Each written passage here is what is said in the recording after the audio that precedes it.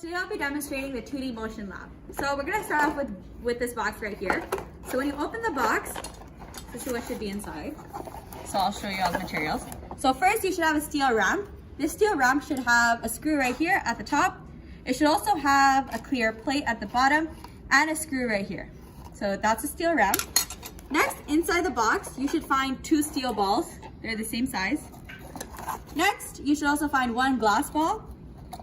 You should also find 1 wooden ball. And you should also have a plumbing line.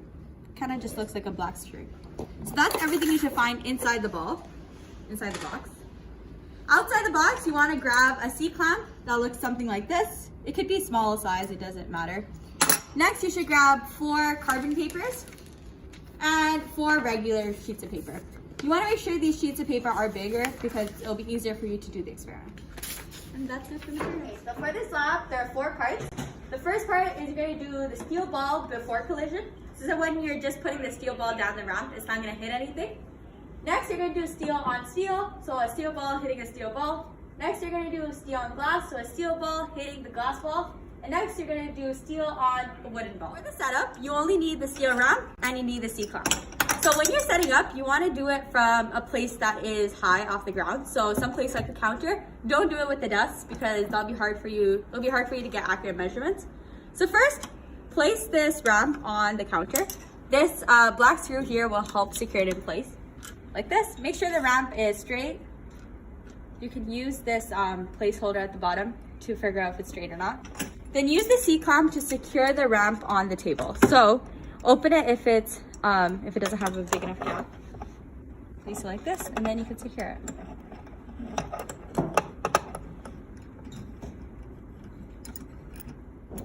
This is what it should look like. So a C-clamp should keep this ramp in place. Measure the height. So measure the height from the base of this ball to the ground. So you can take a meter stick. And as you can see here, this is 90.5. Use calculations to find what the time is. So the height that you measured, 90.5 centimeters, that's going to be substituted for the D value. As you know, you had to make it into meters, so you end up with 0.905 meters. The initial vertical velocity is 0.0 meters per second, so that's a given. You know that the acceleration is 9.8 meters per second squared down. And the formula for distance is right here. Because the vertical initial velocity is 0, anything multiplied by 0 will equal 0. So the new formula you have for this experiment is right here. You can isolate t and calculate t. So that's what we did. And the time we got was 0.44032 seconds.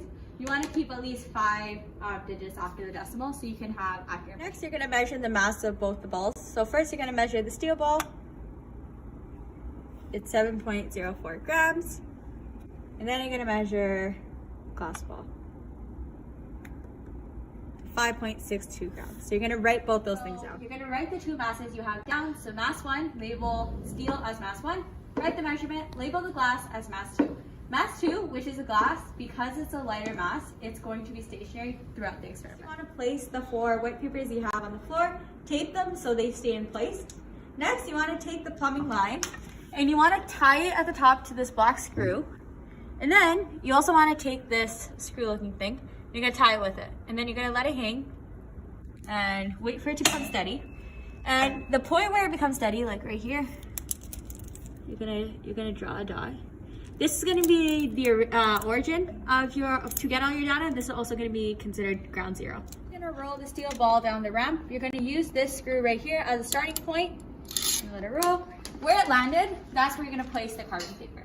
So with the carbon paper on the white paper, and you're gonna do this 5 times. So line up this paper, and you can see 5 dots. You can draw a circle around them. This will help you form your horizontal axes for this experiment. So from the origin, cut through these dots right here. This is gonna be your horizontal axis. And then directly perpendicular to it here, it's going to be your vertical axis. So using this, you're gonna calculate the distance for all your data and calculate the speeds of the different. Next, you're gonna calculate the velocity. So the formula for velocity is displacement over time. So you measure displacement from the origin to these points right here. So here you can see it is about 46. You can do that with every single point, but this point right here is 46. So you do velocity equals 46 centimeters. You want to convert it to meters, so 0.46 divided by the time that we calculated on the board, which was 0.44032. And that will give you your initial velocity. You're gonna make this glass ball the stationary ball, so you're gonna place down the black screw right here, and you're gonna roll the steel ball down the ground. So you're gonna get approximate estimations of where the ball's gonna land, and that's where you're gonna place the carbon papers.